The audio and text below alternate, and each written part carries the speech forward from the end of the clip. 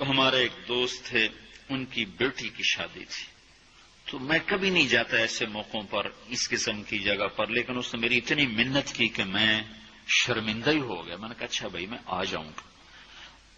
اور پھر اس نے مجھے تسلی دلائی کہ وہاں سارا الگ الگ ہے، عورتوں کا انتظام الگ ہے، مردوں کا الگ ہے. پی سی لاہور میں. تو میں نے کوئی 30-32 برس کے بعد اس ہوٹل میں قدم رکھا.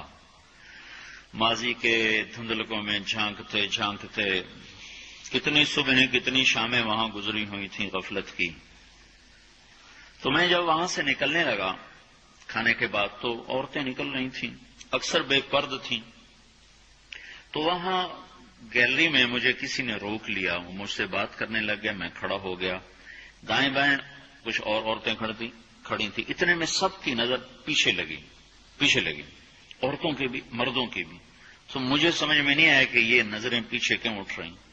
کیا دیکھا، میرے قریب سے ایک خاتون گزری جو سر سے لے کر پاؤں تک مکمل برقعے میں، ہاتھوں پہ بھی دستانے تھے اور پاؤں میں جرابیں تھیں، اور ایک بالکل سادہ سا برقع انہوں نے پہنا ہوا تھا.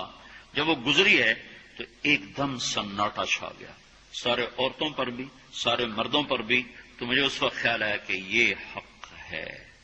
یہ سورج جب چمکتا ہے تو ہر ایک کو اس کی روشنی نظر آتی ہے.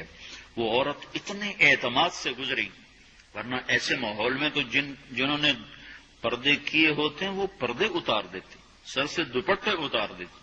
وہ اس میں اس طرح گزری،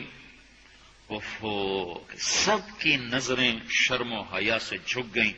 وہ عورتیں جن کے دوپٹے کہیں جا رہے تھے ان کی بھی نظریں شرم و حیا کی وجہ سے جھک گئیں.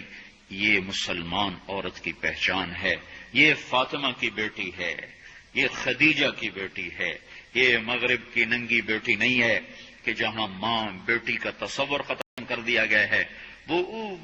اب وہ گندگی ہماری طرف پھینکنا چاہتے ہیں، وہ ہمیں یہ گند چاٹنے پر لگانا چاہتے ہیں، اور ہم اللہ کی محنت کر رہے ہیں یا اللہ تو اس نظام کو توڑ دے.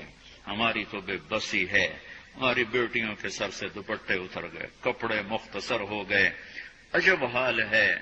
حیا پتہ نہیں کہاں ہی روٹ کے چلا گیا، نظر ہی نہیں آتا. پہاڑوں میں جا کے بھی ڈھونڈا، وہاں بھی نہیں ملا. صحراؤں میں گئے، دریاؤں میں گئے، کہیں نہیں ملا.